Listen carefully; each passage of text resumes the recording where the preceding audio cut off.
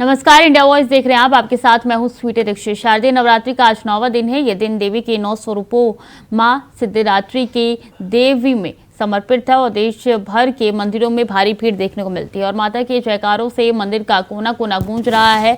हम आपको अब 6 तस्वीरें दिखा रहे हैं। पहली तस्वीर दिल्ली के छतरपुर मंदिर की है, जहां माता के दरबार में भक्तजन पहुंचे हैं और पूजन कीर्तन करते हुए नजर आ रहे हैं। दूसरी तस्वीर दिल्ली के झंडेवाला मंदिर की है, जहां देवी आदिशक्ति की पूजा आरती हो रही है। तीसरी तस्वीर है दिल्ली के कालकाजी मंदिर की और चौथी तस्वीर है मुंबई के मुंबा देवी की, जहां देवी जगदम्बा की पूजा हो रही है। और पांचवी तस्वीर सूरत की अंबा देवी की है, जहां सुबह सुबह माता की आरती हो रही है। छठी तस्वीर की बात करें तो जम्मू से कटरा की है, जहां माता वैष्णो देवी के दर्शन के लिए पूरे रास्ते को सजाया गया है और जो नजारा मनमोहक है।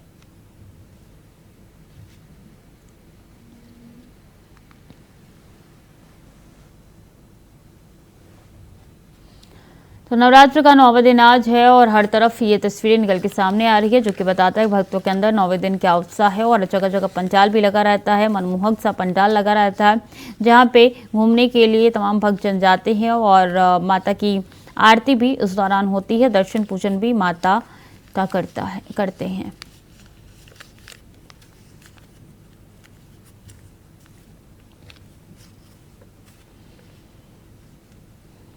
शारदीय नवरात्रि का आज 9वां दिन है। देश भर में आज कन्या पूजन किया गया है। इसी कड़ी में गोरखपुर के गोरखनाथ मंदिर में भी सीएम योगी आदित्यनाथ ने भी पूजा अर्चना की है। सोमवार सुबह नवरात्रि की 9वीं पर सीएम योगी ने विधि विधान से कन्या पूजन कर मातृशक्ति की आराधना की है। मां दुर्गा के 9 स्वरूपों के प्रतीक 9 कुमारी कन्याओं के पांव पखारे, चुनरी उठाई, आरती उतारी, श्रद्धापूर्वक भोजन कराया, दक्षिणा और उपहार देकर उनका आशीर्वाद लिया। मुख्यमंत्री ने परंपरा का निर्वहन करते हुए बटुक पूजन भी किया।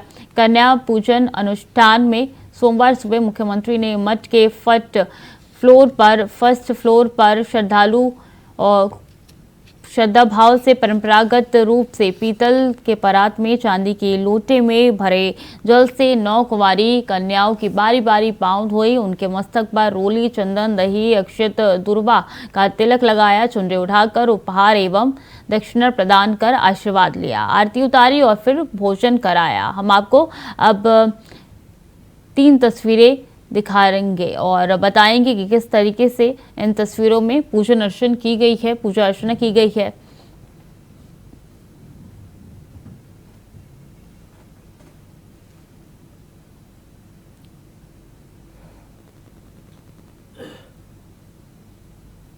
तो देखिए 3 तस्वीरें आपकी टीवी स्क्रीन पर नजर आ रही है। पहली तस्वीर में पांव पखार रहे हैं सीएम योगी आदित्यनाथ, दूसरी तस्वीर में आरती उतार रहे हैं और तीसरी तस्वीर में भोजन कराते हुए नजर आ रहे हैं सीएम योगी आदित्यनाथ कन्याओं को।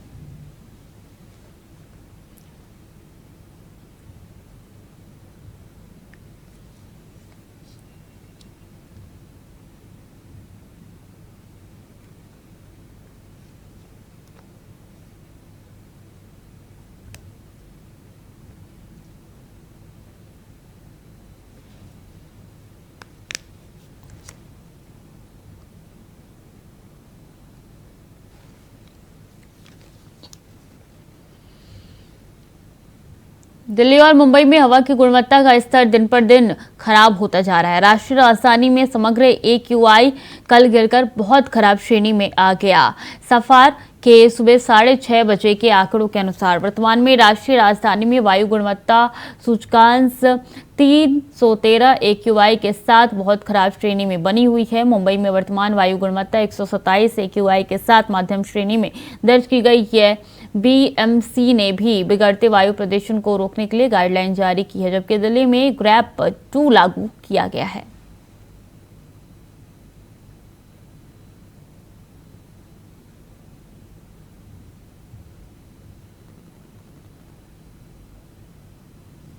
देखिए, जो मौसम विभाग का जो पूर्वानुमान जो है उसके अनुसार दिल्ली में अब ठंड जो है वो बढ़ने लगी है और साथ ही साथ जो हवा की स्पीड है वो भी कम हुई है, जिससे प्रदूषण के स्तर को बढ़ने की संभावना है, क्योंकि जो गैस है वो अब वायुमंडल में बहुत ऊंचाई तक नहीं जा पा रही हैं। तो जितने पार्टिकुलर मैटर हैं वो अब नीचे आ रहे हैं और उसको देखते हुए अब दिल्ली के अंदर ग्रैप का जो दूसरा चरण है उसको लागू कर दिया गया है। जितने ग्रैप के दूसरे चरण में जितने स्टेप हैं उसका दिल्ली के अंदर मजबूती के साथ इम्प्लीमेंटेशन हो।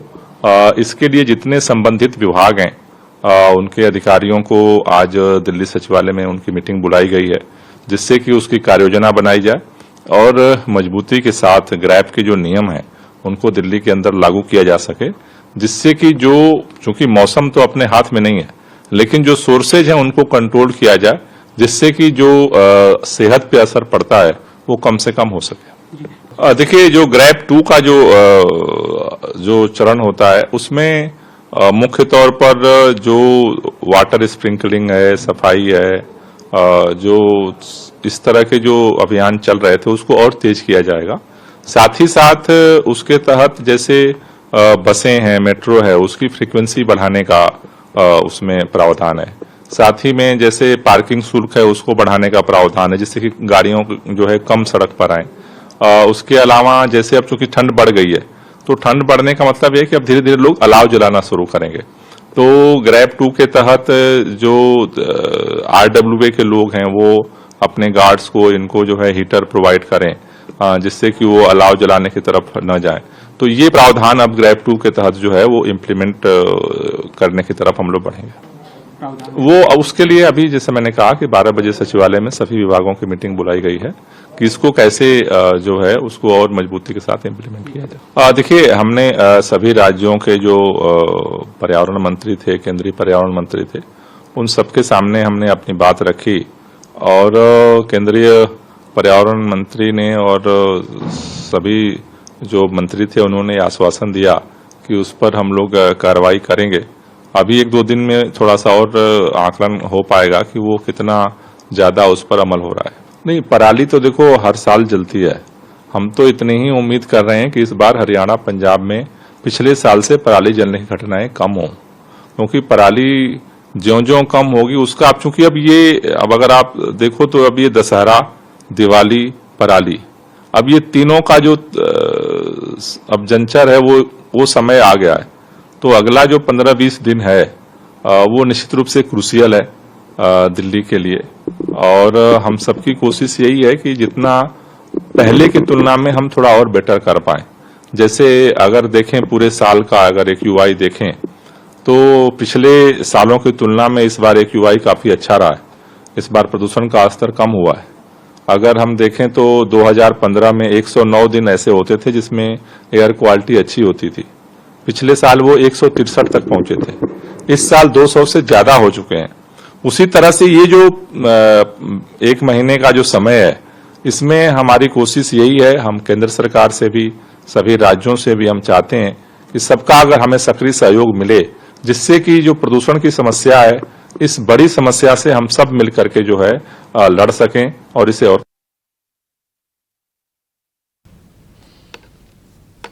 रिहायशी इलाके में घुसा है मगरमच्छ देख ग्रामीणों में हड़कंप मच गया है। कड़ी मशक्कत के बाद मगरमच्छ को खदेड़ा है।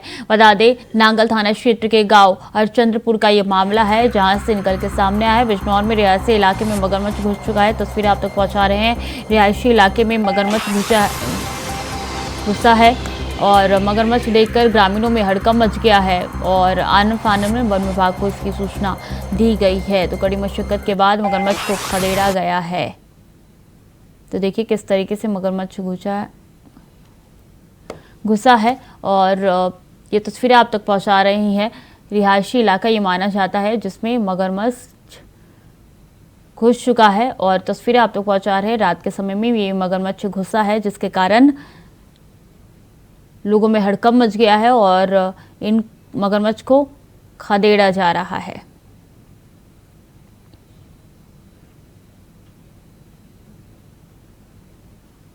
तो कड़ी मशक्कत के बाद मगरमच्छ को खदेड़ा गया है। तस्वीरें आप तक लगातार पहुंचा रहे हैं। रात का समय है। ये बिजनौर का रिहायशी इलाका माना जाता है, जहां पे मगरमच्छ घुसा है, जिसके कारण लोगों में हड़कंप मच गया। और बता दें कि यहाँ पे कड़ी मशक्कत के बाद मगरमच्छ को खदेड़ा गया है।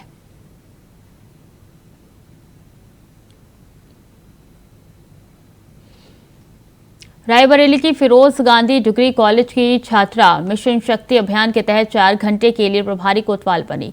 इस दौरान उन्होंने सरकारी दस्तावेजों के रखरखाव का जायजा लिया, साथ ही फरियादियों की फरियाद भी सुनी। वहीं सड़कों पर उतरकर वाहनों की चेकिंग भी की।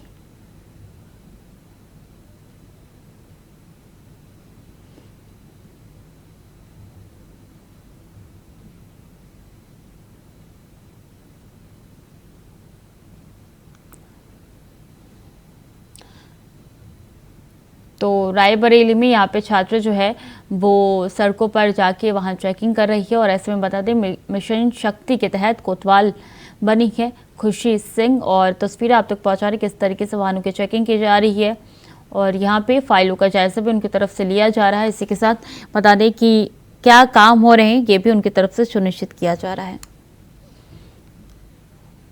तो सरकारी दस्तावेज के रखरखाव का जायजा भी यहाँ पे खुशी सिंह की ओर से लिया गया।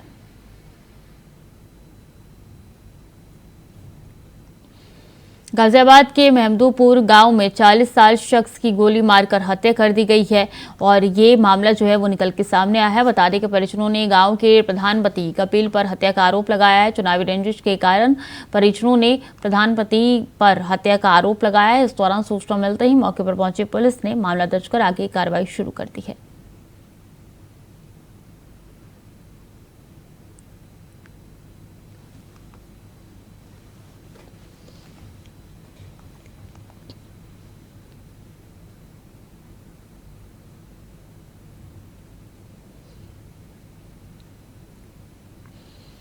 और हमीरपुर के अन्ना में एक श्रद्धालुओं से भरा ऑटो मवेशी से टकरा गया। बता दें कि जिससे ऑटो में सवार लगभग 1 दर्जन श्रद्धालु घायल हो गए। साथ ही घायलों को नजदीकी अस्पताल में भर्ती कराया गया। जानकारी के लिए बता दें कि जनपद बांदा के विंध्यवासिनी मंदिर से दर्शन कर वापस घर लौटते समय यह हादसा हुआ, जिसमें काफी संख्या में श्रद्धालु उपस्थित थे जो कि घायल हो चुके हैं। मवेशी से टकराकर श्रद्धालु से भरा ऑटो जो है वो पलट गया है।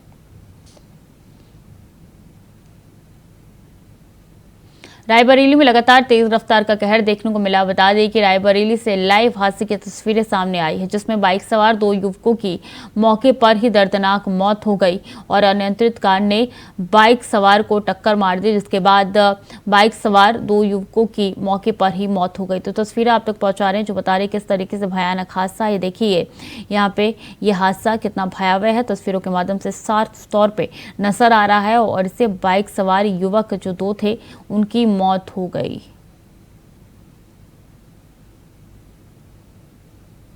तो रायबरेली में एक बार फिर से तेज रफ्तार का कहर देखने को मिला है और ऐसे में कार सवार एक बार भी नहीं रुका, सीधे चलते बना। तो देखिए तस्वीरें आप तक पहुंचा रहे हैं कि किस तरीके से यह हादसा हुआ है और 2 युवक बाइक पर सवार थे जिनकी मौके पर ही मौत हो गई।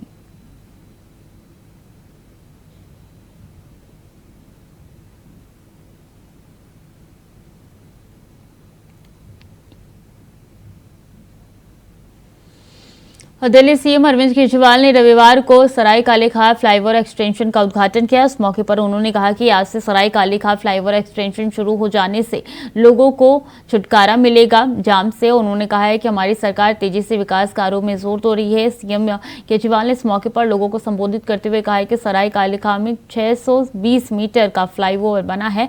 इसके लिए 66 करोड़ का बजट आवंटित किया गया था, लेकिन ये काम 50 करोड़ में काम पूरा हुआ है। इसके निर्माण में आईटीओ से आश्रम की तरफ आने वाले लोगों को राहत मिलेगी। पहले आश्रम में घंटों तक जाम लगा रहता था, लेकिन अब इसके लिए बनने के बाद चंदगीराम से आने वाले धोआ कुआ का रास्ता साफ हो जाएगा। ये जो टी जंक्शन पे रोज बहुत बड़ा जाम लगता था, उसकी वजह से लोगों को लेट होता था, तकलीफ होती थी, उससे मुक्ति मिलेगी। ये 620 मीटर का फ्लाईओवर है। 66 करोड़ रुपए सैंक्शन किए गए थे इसके लिए। और जैसा कि हमेशा दिल्ली में जब से हमारी सरकार बनी है, हर काम में हम पैसे बचाते हैं, उसी तरह से इसमें भी 66 करोड़ रुपए सैंक्शन किए गए थे। हमने 50 करोड़ में पूरा कर दिया ये काम।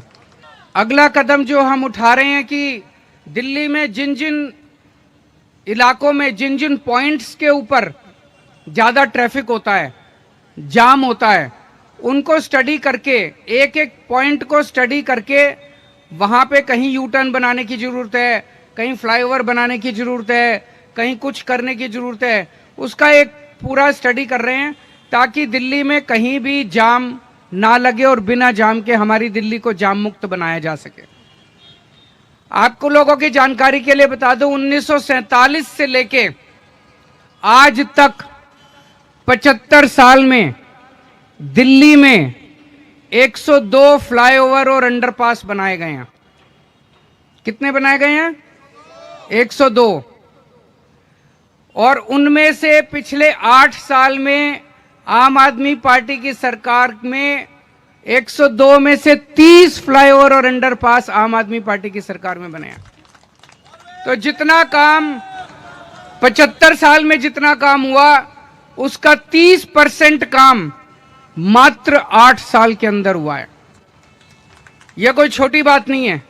इससे पता चलता है कि पिछले 8 साल में कितनी तेजी से दिल्ली का विकास हो रहा है, कितनी तेजी से अपने दिल्ली को कई इंफ्रास्ट्रक्चर को तैयार किया जा रहा है। और जो अब आने वाले समय के अंदर लगभग 25 फ्लाईओवर और तैयार किए जा रहे हैं।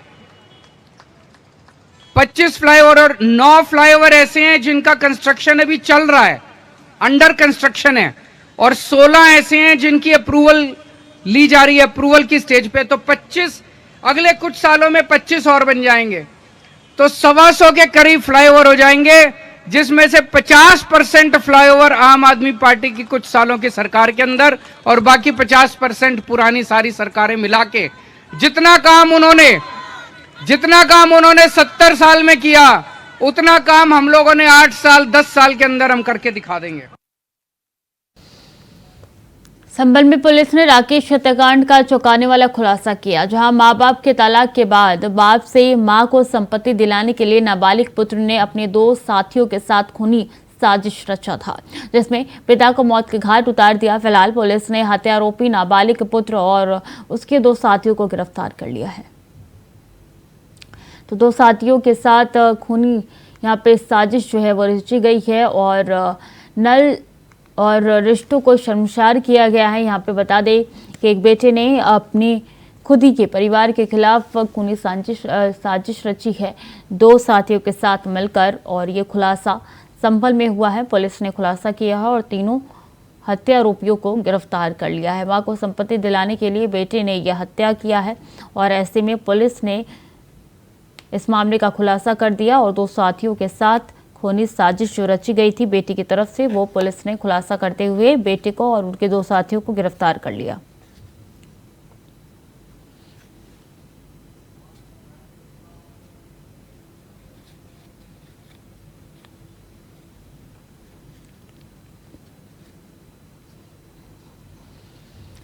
जल जीवन मिशन का लाभ प्रदेश के युवाओं को मिल रहा है। मिर्जापुर में भी केंद्र सरकार के इस योजना का जन जन पहुंचाने का काम यूपी की योगी आदित्यनाथ सरकार कर रही है। रिपोर्ट देखिए।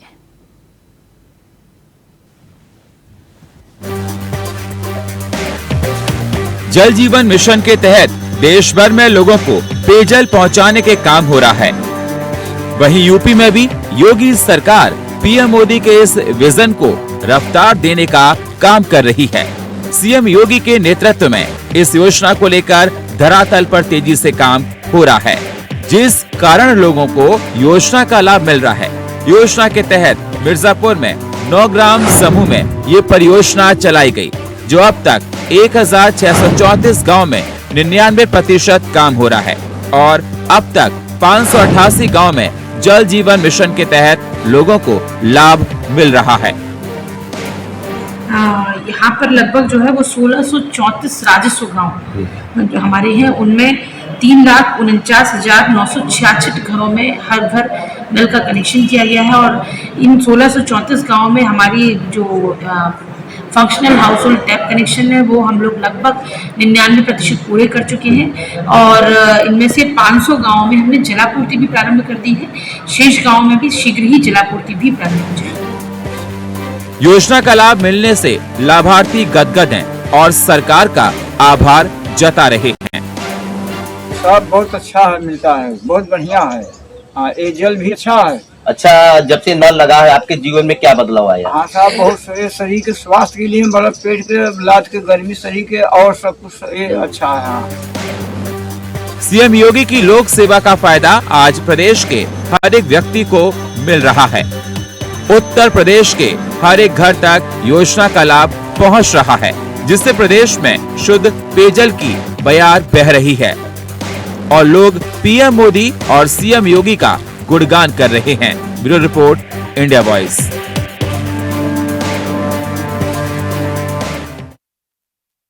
तो फिलहाल के लिए बुलेटिन में इतना ही। खबरें लगातार जारी है, देखते रहिए इंडिया वॉइस।